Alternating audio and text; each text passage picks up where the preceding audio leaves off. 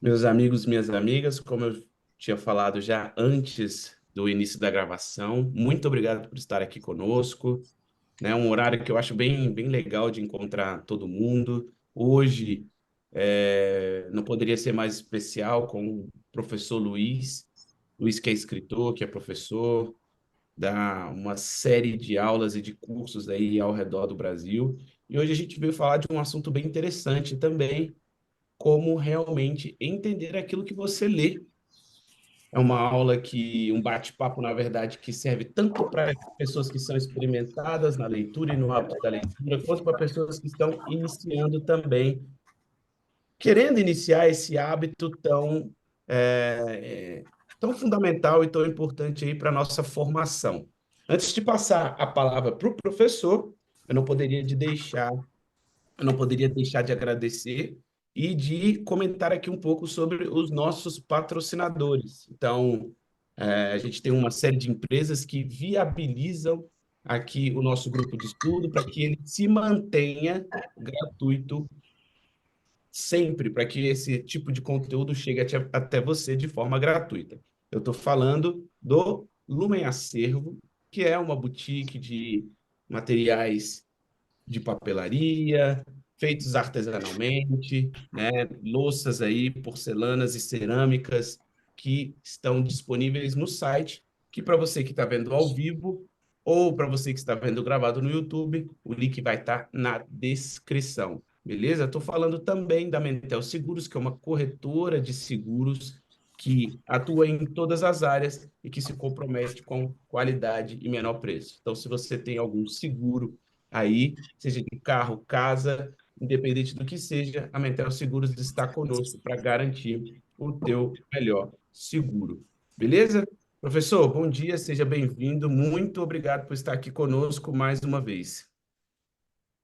Bom dia, obrigado de novo, Pedro, obrigado a todo mundo. Bom, só lembrando que esse grupo também isso não é um evento, né? Aliás, é um evento no sentido de que é uma coisa que está acontecendo, mas não é um evento no sentido de ser esporádico ou fortuito, né? É uma parte de um programa que é um programa que está em aberto, que está em contínuo, que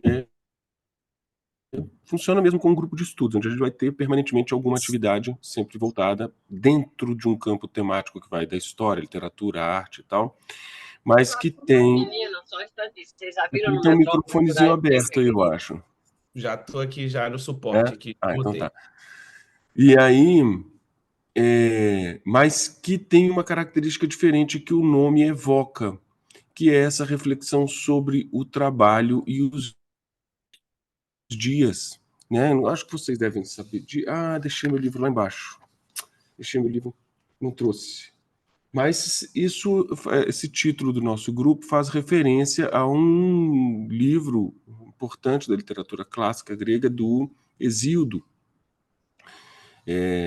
que se chama justamente Os Trabalhos e os Dias, às vezes traduzido como Trabalhos e Dias. Eu prefiro, com os artigos, Os Trabalhos e os Dias, como se estivesse especificando, indo mais no detalhe.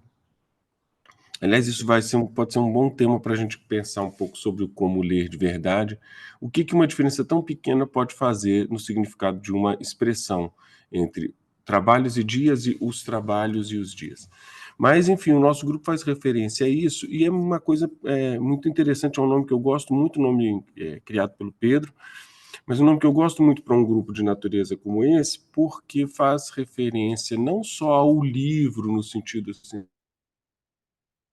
mas há um conceito e uma ideia que está ali dentro muito importante, que é uma reflexão sobre o trabalho como uma espécie de condição imposta aos homens, o que poderia ser uma espécie de condenação, mas, ao mesmo tempo, uma vez sendo assim e de maneira inevitável, quer dizer, só pode ter um pouco de serenidade, um pouco de equilíbrio na vida quem consegue trabalhar de uma maneira correta, de acordo com o livro que eu estou falando, né?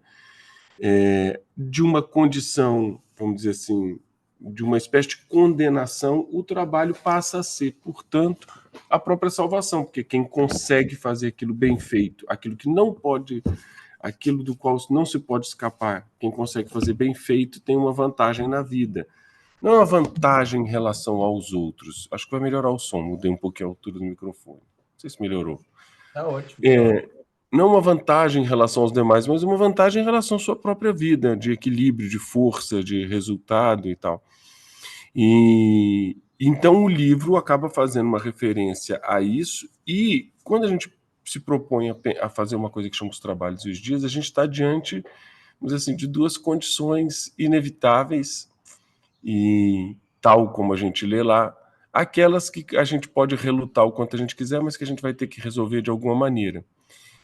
Os dias, porque o tempo passa e o tempo é contado, então nós temos os dias são uma metáfora também muito bonita para contraposto com a noite, né, que seria o momento da vigília, né? Lógico que tem gente que é mais notívago, vai trabalhar mais à noite, são detalhes aqui. O que importa é que o dia é o momento da vigília. Oi? Simbolicamente, né? O dia E, simbolicamente, você pode fazer da sua noite o seu dia. A gente que está fazendo a reunião aqui às 6 da manhã dificilmente vai ter muitos notívagos, mas pode ser que tenha gente assistindo a aula depois que seja notívago. Então, assim, o dia como o lugar da vigília, da atenção, do estar acordado, do trabalho, mas também os dias como um sinal desse tempo que está fluindo, que está passando. Para quem tem o hábito de rezar uma Ave Maria, sabe que ela, assim, quase que filosoficamente nos impõe pensar os dois momentos que nós temos de certo na vida, que é agora e na hora de nossa morte, né? Então, toda vez que a gente reza, a gente lembra desse evento, dessa verdade filosófica. Nós temos agora as coisas que estão acontecendo agora estou aqui falando, você está aí ouvindo, arrumando alguma coisa. Esse momento tá dado, já está acontecendo. E ainda está acontecendo muita coisa nele. Você está decidindo ouvir, você está decidindo fazer alguma coisa. Eu estou decidindo dar essa aula, estar conversando com o Pedro, com vocês, enfim, está um monte de coisas acontecendo agora, que obviamente refletem tudo que já aconteceu. Eu não poderia dar essa aula sem as coisas que eu fiz antes e tal, mas o que cristaliza, não o que cristaliza, aliás, o contrário, mas o que nós temos de palpável é o agora, e nós temos uma certeza de que tem a hora da nossa morte, quer dizer, de que esses momentos presentes uma hora não vão se repetir mais nessa dimensão.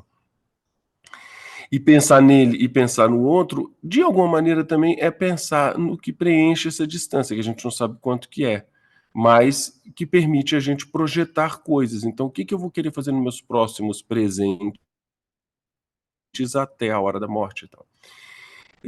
Uma simples expressão como essa, como os dias, a gente pode ler essas diversas dimensões. E é verdade isso aqui, não é uma superinterpretação, não. Os dias não se refere só aos dias se repetindo, mas a todo esse conjunto de ideias. Quando eu falo dos trabalhos e os dias, eu puxo essa memória de que eu tenho que fazer alguma coisa, de que o tempo me está sendo dado, mas ao mesmo tempo me está sendo contado. Então existe uma espécie de consciência da urgência do fazer e do tempo numa simples expressão como os trabalhos e os dias.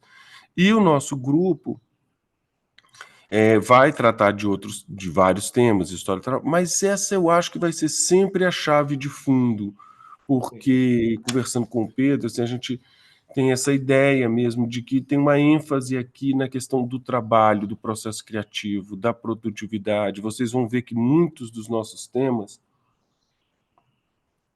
passam começam ou são intitulados com um como fazer alguma coisa. Então, mais do que pensar sobre o que é a vida, é como fazer a vida, por exemplo. Mais do que o que é a literatura, é como fazer literatura, ou como estudar a história, ou como ler, ou como ver um filme. Não que sempre vai ter esse como, mas esse como é uma chave justamente porque ele responde a um aspecto prático, que não é mecânico, mas é prático, ou seja, da capacidade de fazer. Pô, é uma sacanagem ela não ter avisado. Ó, alguém fez uma sacanagem com alguém aí. E aí, então, assim, a prática se revela muito nessa ideia de um como fazer alguma coisa, né? Só lembrando um detalhe, quando a gente, e aí eu vou concluir isso aqui, e a gente já vai entrando no tema específico do nosso como de hoje, que é o da leitura, né?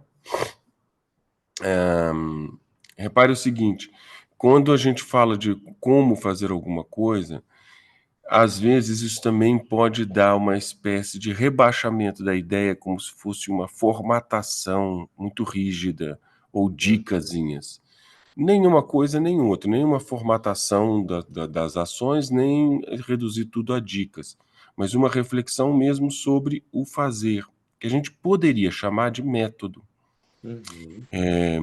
Acho que isso não é muito incomum que eu vou falar e tal, talvez seja repetitivo, mas é bom lembrar que a palavra método não quer dizer um sistema rígido só, tá?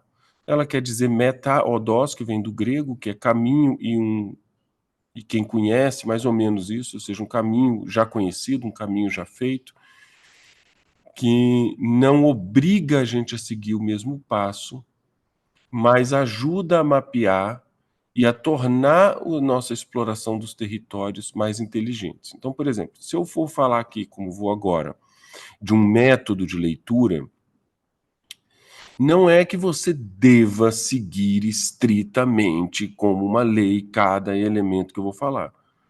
No entanto, como eu sou um leitor experiente, tanto é que faço disso minha profissão, então eu tenho técnicas, horas de reflexão, experimentação, tentativas, muitos livros lidos.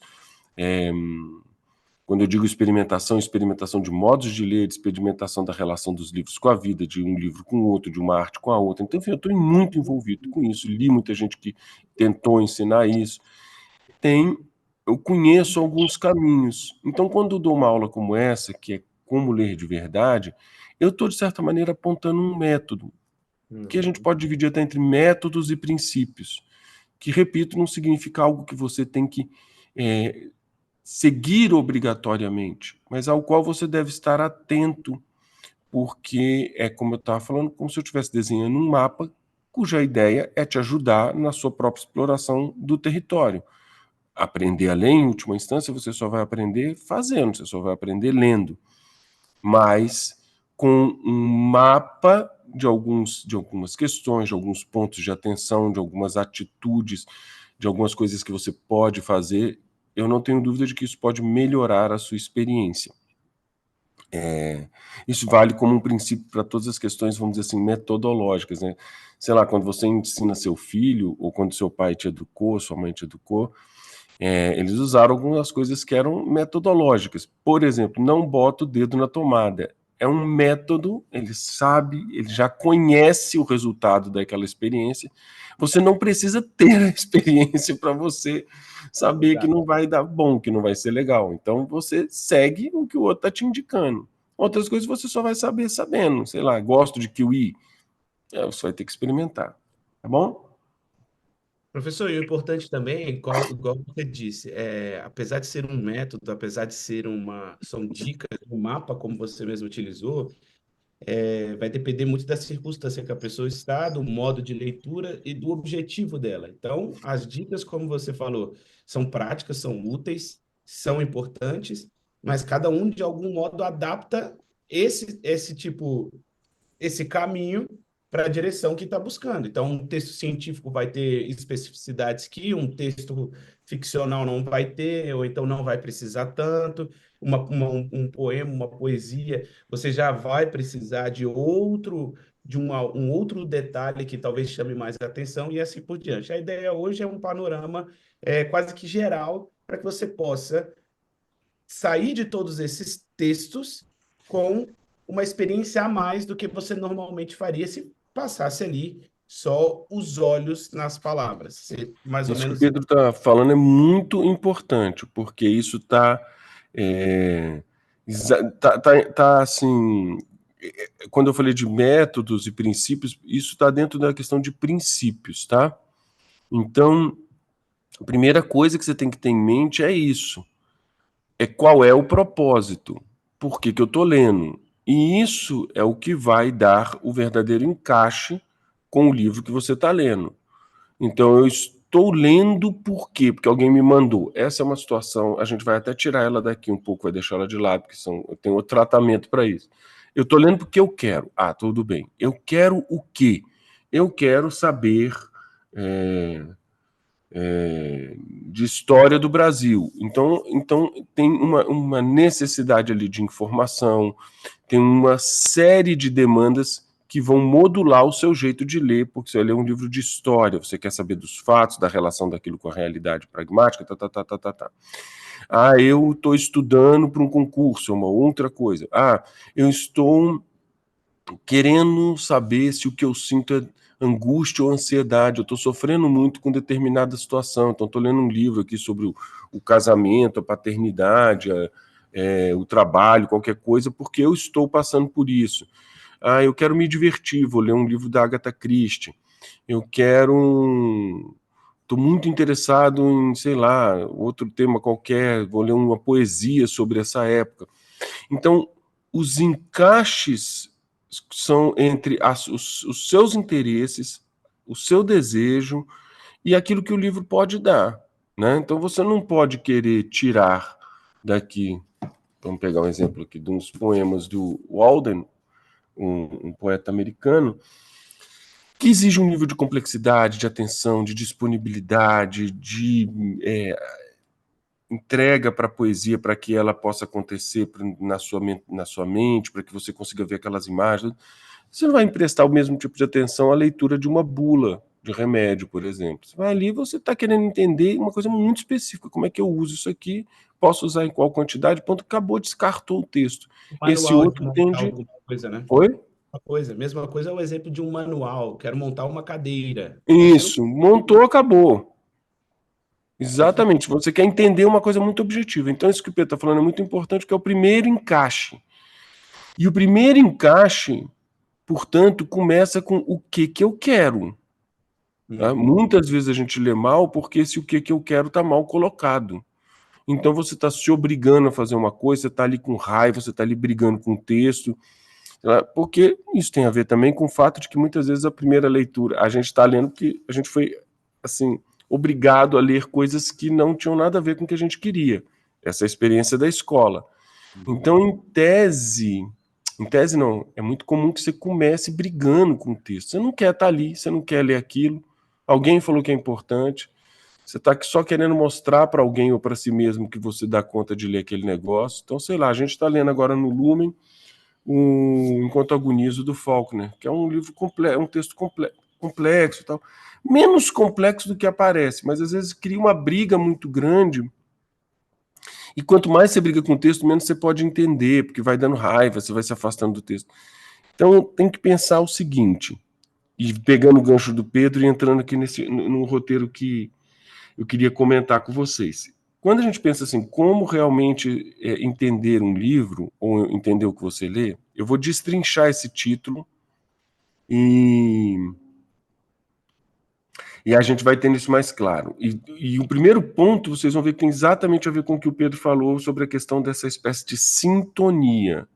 Tá? Cada texto, cada linguagem exige um tipo de atenção e cada linguagem e cada texto vão sintonizar com o seu desejo. Então você tem que modular o seu desejo.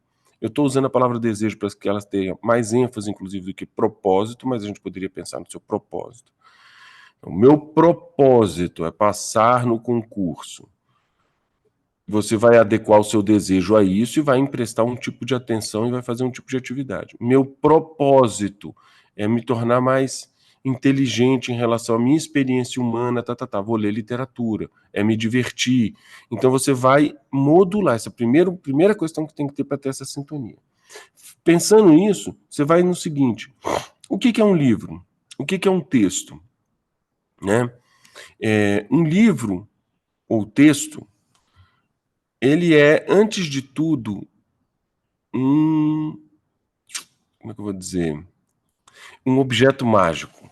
Presta atenção no seguinte. O Borges dizia uma coisa maravilhosa. O Borges dizia o seguinte: todos os objetos são extensões do nosso corpo e, portanto, dos nossos sentidos. Então, por exemplo, isso aqui é uma extensão dos meus olhos. Uma espada é a extensão do braço.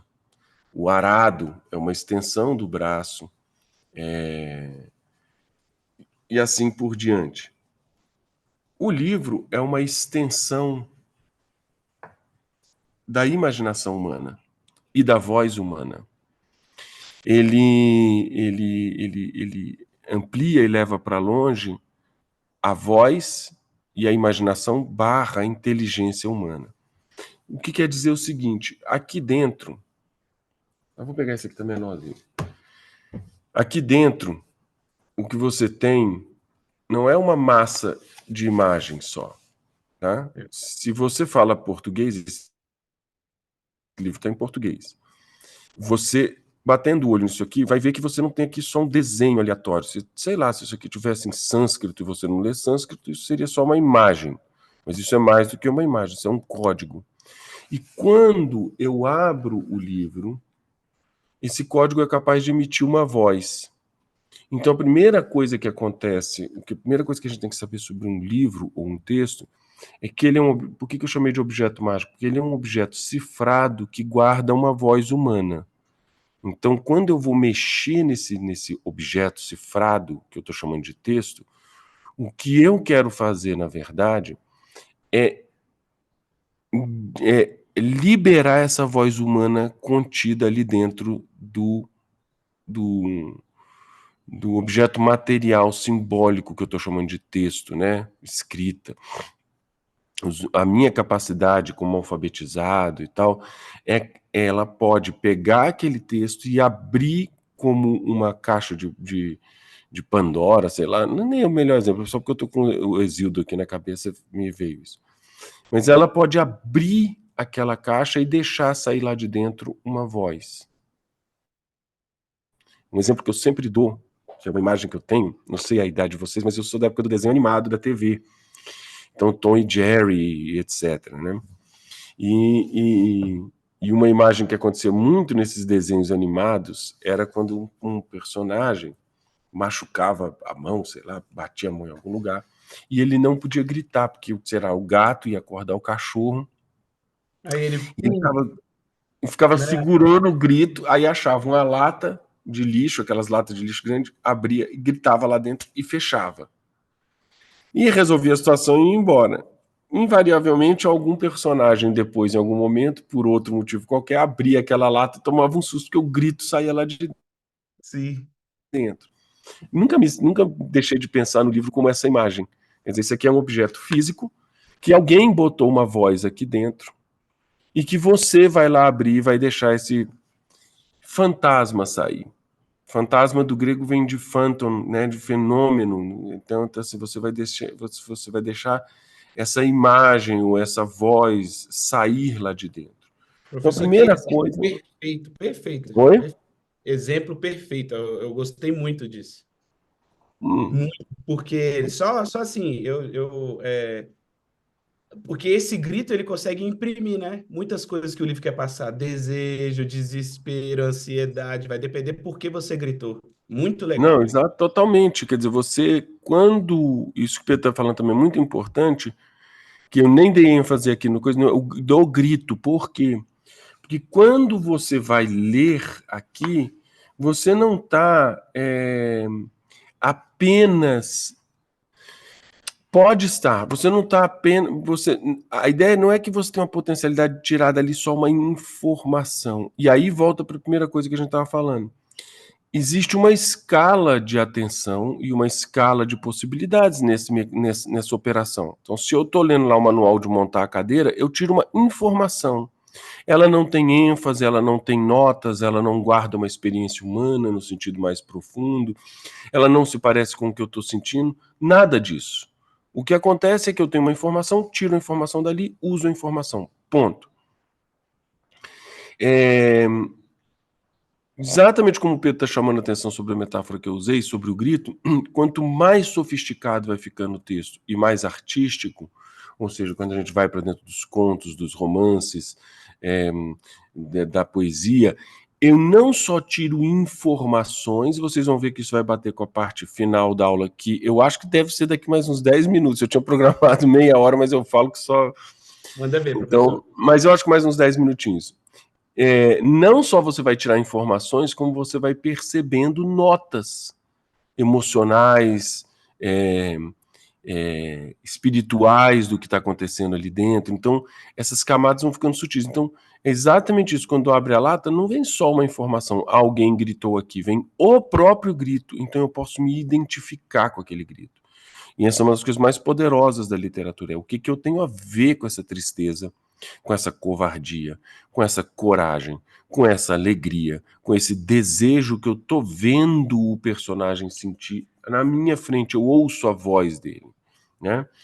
Então, dito isso, a gente cai numa segunda coisa, a ideia de texto como tecido. Então, o texto são várias camadas de coisas, letras, palavras, frases, que vão se articulando e que vão formando um tecido. Quando eu abro o texto, eu vejo ele aqui de forma completa, né?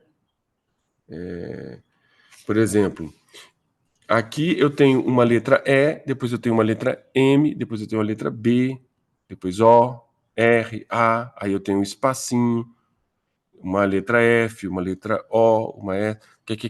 Não é assim que eu leio. Eu domino essas unidades para que eu possa reunir tudo e ir acompanhando o fio como o fio da meada mesmo.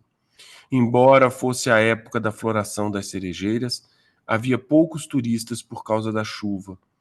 E esse era um dos motivos para Otoko tê-la achado boa. Na primavera, a chuva era fina como a névoa e suavizava os contornos da montanha do outro lado do rio, embelezando-a ainda mais. Após deixarem o restaurante, caminharam até o local onde o táxi as esperava. Admirando a paisagem e sem guarda-chuva, mal notando que suas roupas se molhavam. Assim que as gotículas caíam sobre o rio, desapareciam sem deixar vestígios. Na montanha, a chuva suavizava as cores das cerejeiras, com suas flores mescladas às novas folhas verdes. Isso é um trechinho desse livro maravilhoso, né? Beleza e Tristeza, do Yasunari Kawabata. Então, o que eu faço quando eu leio? Eu domino aqueles pedacinhos, mas eu sou capaz de juntar tudo e fiar e desfiar o texto junto com o autor. Então, eu estou fazendo o conjunto todo que ele quer que eu veja, mas eu posso ir no detalhe e desfiando o texto. Então, isso já tem a ver com a primeira coisa que a gente faz, que é, quando a gente vai interpretar um texto, a gente vai como que por camadas, desfiando o texto. Só fazer uma pequena nota aqui. Não, vou deixar isso para o final, quando eu for falar agora sobre o como fazer. Mas eu vou reparando coisas muito sutis nesse desfiar. Por exemplo, aqui, é lógico, eu estou lendo um trecho que está lá no meio de um romance, vocês não sabem quem é o personagem, o que está acontecendo, papapá. Mas nem importa agora, porque eu tiro coisas desse tecido aqui, muito sutis e que outras artes não me dão igual. Então, vou pegar aqui ao acaso. Embora fosse a época da floração das cerejeiras, havia poucos turistas por causa da chuva. Então, eu tenho uma informação. Era a época das cerejeiras, mas havia poucos turistas por causa das chuvas. Então, é uma época que devia estar cheia e, por esse motivo, está vazio o lugar onde esse personagem está. E esse era um dos motivos para Otoko tê-la achado boa. Então, vê bem, eu já sei um monte de coisa aqui. Eu sei que Otoko não gostava de estar na multidão, porque ela gostava que tivesse vazio. E sei mais, fora as outras coisas que eu falei. Já sei que é a época das cerejeiras, já sei que era para estar cheio, mas está vazio por causa da chuva. Sei que o Otoko não gosta de encontrar multidão, por isso ela prefere aquela época vazia.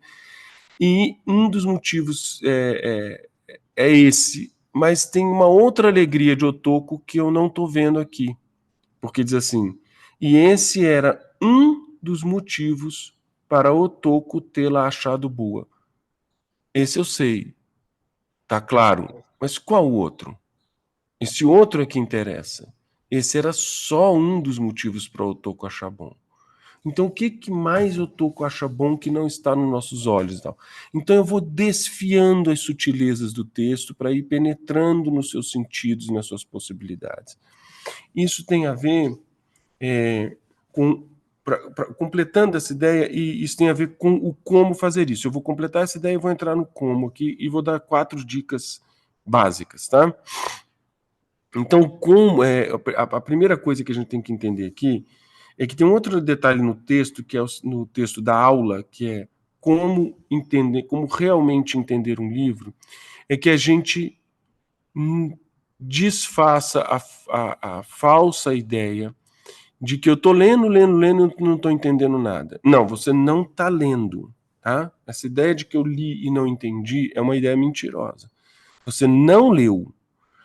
Quando a gente diz isso, o que a gente está fazendo é passeia os olhos por uma massa de coisas chamada texto e palavras, e aí realmente não entendi. Isso é uma coisa. Por que eu digo isso? Porque ler é entender. E o prazer de ler é o prazer de entender. Que não é a mesma coisa não é a mesma coisa de analisar o texto. Mas o prazer de ler vem de que eu estou entendendo o máximo possível de tudo que está acontecendo. Eu sei o que é cerejeira, eu sei o que é chuva, eu sei o que é estar vazio, o que é estar cheio, tudo nesse trechinho que a gente leu. Eu sei juntar essas coisas, eu sei que tem uma personagem que está andando por ali, eu sou capaz de entender as coisas que o texto está me dando. E isso, feita essa observação, que a gente não se iluda com a ideia de li e não entendi, ler é entender, e o prazer de ler vem de entender cada vez mais, a gente pode ter algum procedimento para isso, tá? Então, eu anotei aqui 4 dicas de, então, finalmente, como fazer isso. A gente tratou de uma série de princípios, de uma série de ideias. Então, como que eu faço isso? Como é que eu começo a, de fato, praticar esse entendimento do texto em camadas e que me permita ver tudo e ver o máximo possível? Então, a primeira dica, que tem a ver com a primeira coisa que o Pedro chamou a atenção aqui, é ler o que importa. A primeira coisa é que o negócio tem que ser importante para você. Então, isso é decisivo. E aí é aquele negócio do propósito e do desejo. Tem que ser uma coisa importante. Você só vai guardar na memória, você só vai memorizar, você só vai ter de cor, vamos dizer, aquilo que é para o seu coração, que é do seu coração, de cor, que é aquilo que é importante, que faz diferença. E aí é um problema pessoal, você tem que resolver. Pode ser que você precisa daquilo para passar num concurso, é uma coisa. Pode ser que você precisa daquilo existencialmente. Então, todo dia de manhã vou ler a minha Bíblia, vou ler meu Salmo. Então, você precisa disso existencialmente. Então, não adianta você passar 20 anos passando os olhos no texto da Bíblia quando você vai rezar de manhã. Sei lá, não adianta você fazer isso, porque você não está lendo, não está acontecendo nada, você está passando os olhos. Então eu tenho que aprender a ler. Então, a primeira coisa que eu modulo assim, isso é importante para mim. Então eu realmente quero ler esse texto. Parece bobagem o que eu vou dizer aqui, mas isso é muito importante porque a gente está muito habituado a ficar tomando bronca e ser obrigado a fazer as coisas. E aí, o mundo adulto não funciona assim. Então a primeira coisa é, eu quero ler isto. Isto é importante. Eu quero me dedicar algumas horas ou minutos a isso. Eu quero vencer as barreiras desse texto. Sim. Quero buscar o tesouro que tem lá dentro. Do mesmo jeito que o texto guarda uma voz, ele pode guardar tesouros.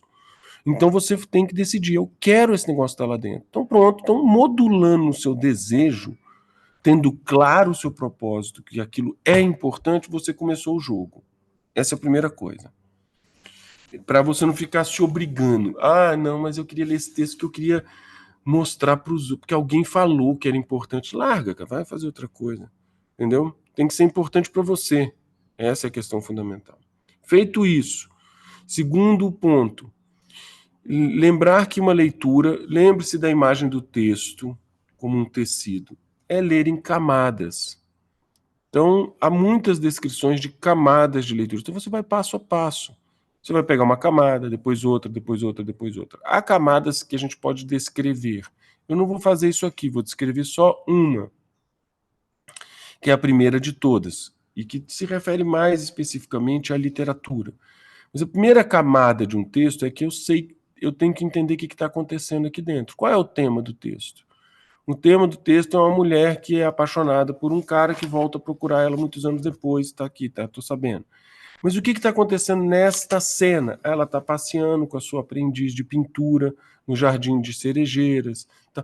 Então eu tenho que ter capacidade de pegar a primeira camada do texto que o Dante chamava de literal. O que é que está acontecendo? O que é que isto tem a ver com o tema central? Neste o que é que está acontecendo, tem várias coisas. Que eu tenho que ser capaz de ver o que está acontecendo, eu tenho que ser capaz de entender as palavras e os termos que estão ali. Então você tem que descobrir, se não sabe a palavra, tem que procurar. Mas a primeira camada é eu tenho que ter um entendimento básico e claro, não ainda do que o texto quer dizer, as suas relações mais profundas. O que é que ele está dizendo? Pense num quadro. O que representa este quadro? Isso é uma questão que vem depois de o que eu estou vendo. Eu estou vendo um homem com a espada em cima de um cavalo. Eu tenho que ter isso claro. Isso em pintura é claro que é a imagem, mas em literatura você tem que ter isso. Eu estou entendendo o que está acontecendo agora. Eu estou Começar vendo. pelo estruturar o ambiente, né, professor? Estruturar o enredo, estruturar o que, de fato, qualquer um poderia tirar do texto, para depois você ir para questões mais profundas, né? Exatamente. Então você tem que ter essa estrutura aí diante dos seus olhos. Então É isso passa por... futurista, é medieval, é moderno, é contemporâneo, né? Você ter essa... E mais, né, Pedro, assim, quem apareceu agora foi um cavaleiro branco, foi um não sei o quê, por que que ele falou isso? Não, por que nem precisa ainda? Quem que falou tal coisa nesse diálogo? Foi o Pedro, que agora vocês estão vendo a gente falar o tom de voz muito, mas quando você está lendo pode ser que às vezes você se perca no diálogo. Quem que falou? Foi o Pedro ou foi o Luiz? Então Sim. volta um pouquinho, não tenha pressa para ler, você vai ler literatura, volta 1000 vezes. Cara, eu tenho que entender esse parágrafo, por que que aconteceu aqui? O diálogo às vezes se estende, quem falou foi o Pedro, foi o Luiz. Volta, lê de novo, refaz o caminho, tem textos que provocam essa confusão. Então, essa ideia, ler em camadas, tá?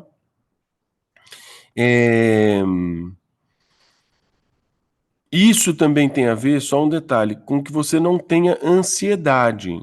Tá? A pessoa uma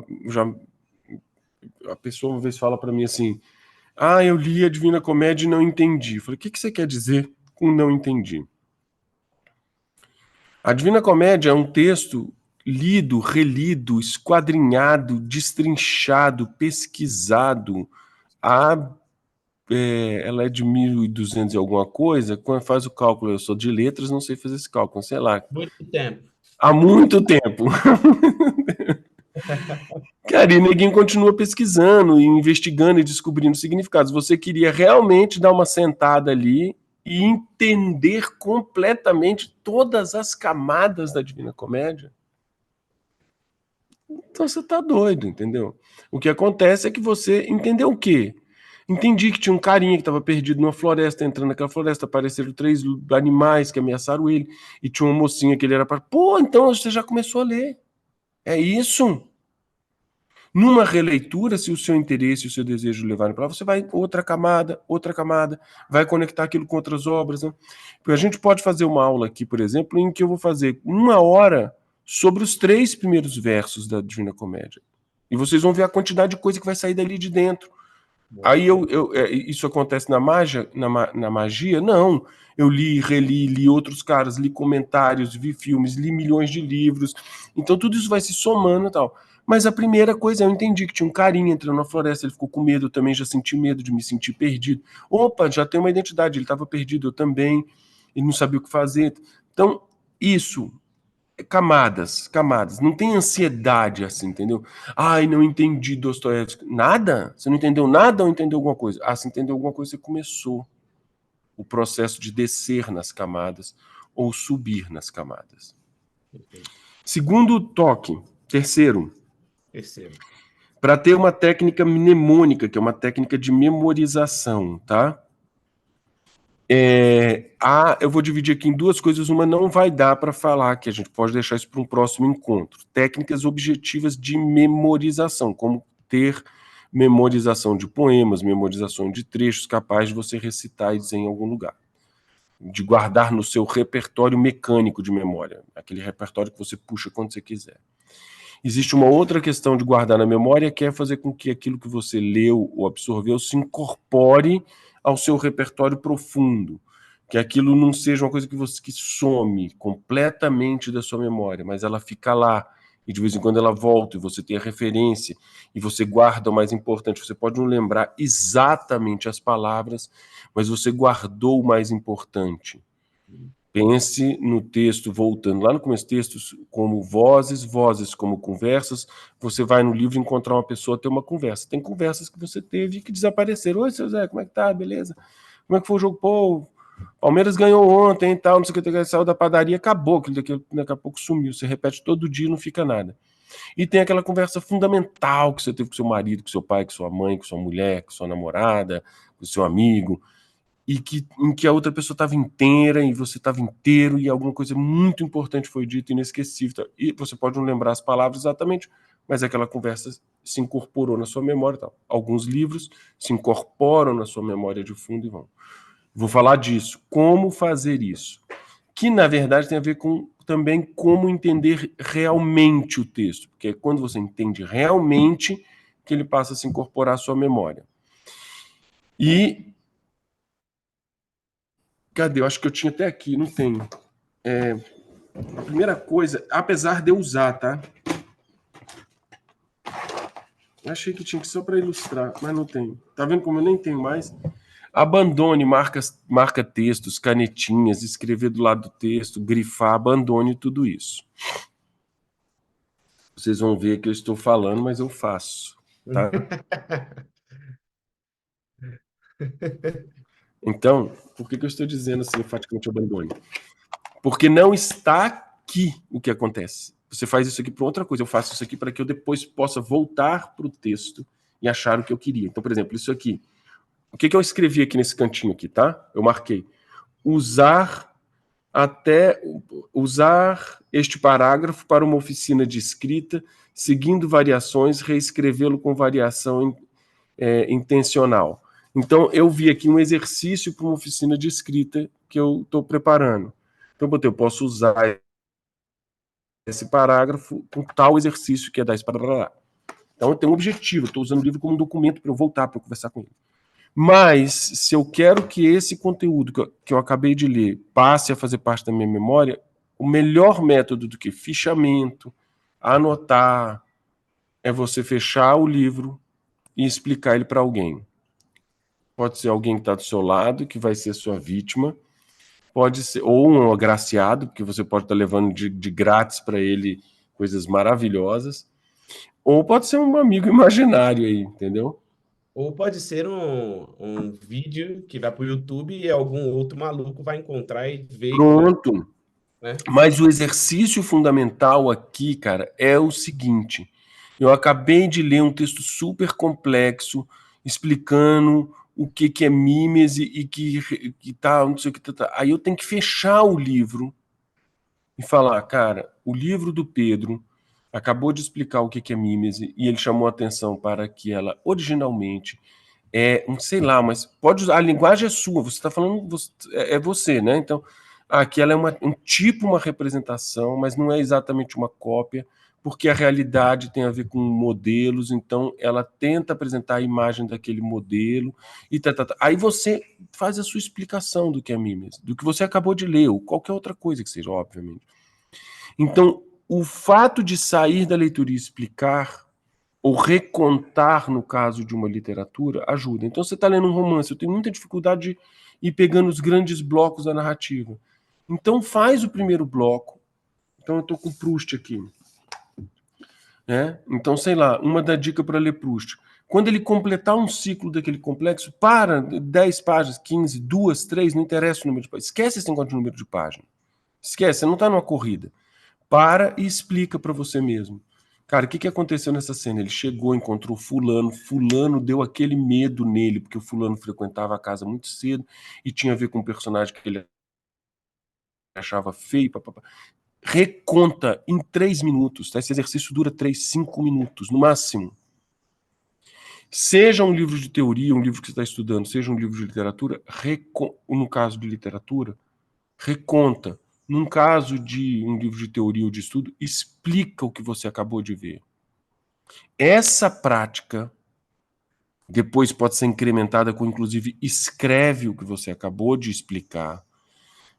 É o maior potencializador de memória e inteligência do texto. Você vai ver que quando você começar a fazer isso, você vai começar a usar os textos daqui para frente. Os textos vão voltar para você com muita força. E, por fim, a última dica é relacionar com leituras semelhantes. Então, que tem a ver, na verdade, com aquele primeiro interesse. Então, assim, é porque eu não vou pegar o computador agora, mas vocês estão vendo que eu estou no meio de uma bagunça aqui. Minha mesa tá uma bagunça. Será que eu consigo virar isso aqui para mostrar? Consegue? Vai ser muito esquisita essa experiência. Ó, olha a zona. Tá? Isso aqui é a minha mesa. Uma breve. Não, Então, aqui e o pessoal não tem noção de onde veio esse aí, tem muito mais. tem outro. Mas isso, vê bem, não é. Tem um pouco de coisa de gente doida, mas aqui tem uma ordem mais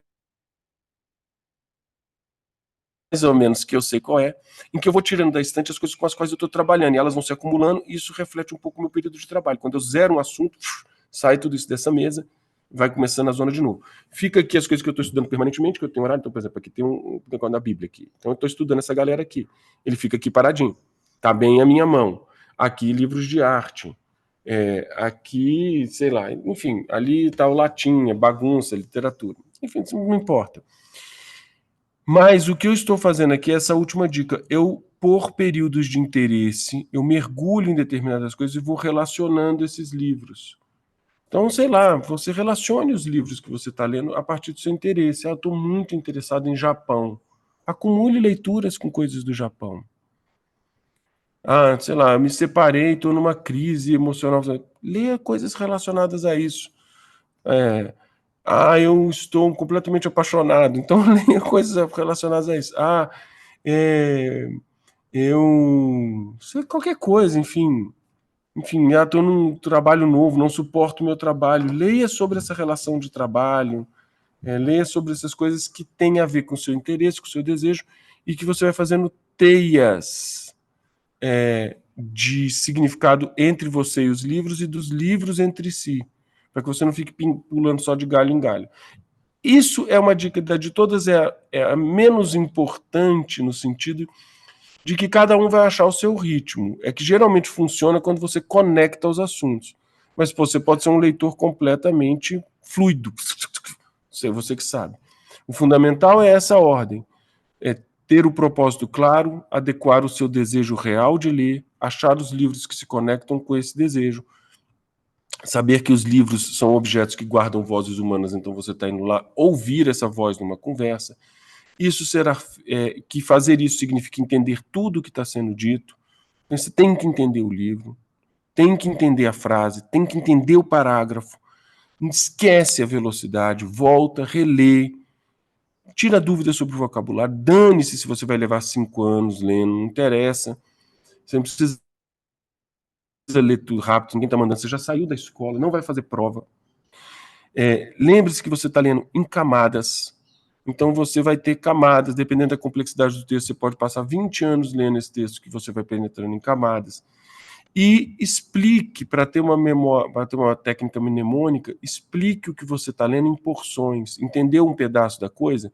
Ouviu um pedaço completo da cena? Reconta a cena ou explica a coisa. Esse é um roteiro básico desse negócio. Acabou, cara, que eu imaginei 30 minutos, deu 46. Eu não presto, Pedro. Tá dentro do prazo, professor.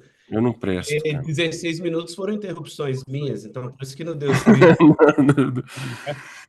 Professor, muito obrigado. Pessoal, espero que vocês tenham gostado, né? O intuito do nosso grupo de estudo é esse mesmo: ferramentas, dar ferramentas para que vocês possam, de fato, Agora, saiu daqui, ainda não deu, ó, ainda são 7h20 ainda, você vai começar a trabalhar só às 8h, você tem 40 minutos aí de leitura, já utilizando essas técnicas, beleza? Professor, Uhum. muito obrigado.